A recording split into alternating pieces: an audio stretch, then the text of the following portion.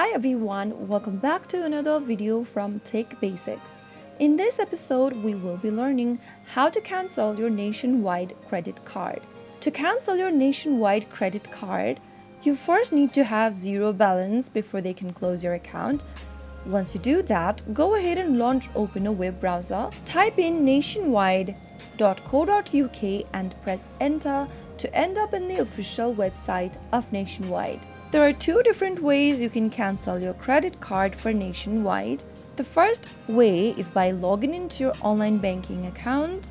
Click on the login drop down at the top right and click on login to internet bank. In the login area, type in your customer number and then your date of birth and click continue. Log into your account and go to my messages. Compose a new message clearly stating that you request to cancel your credit card account.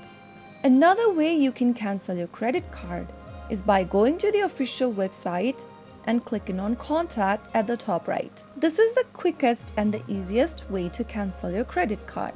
From the Contact Us tab, scroll down and expand the credit card option. Select My Credit Card and then choose All Credit Card Help option. Now you'll need to elaborate the situation over here. Select Cancel or Close your credit card and you will be presented with a list of phone numbers that you can call on to.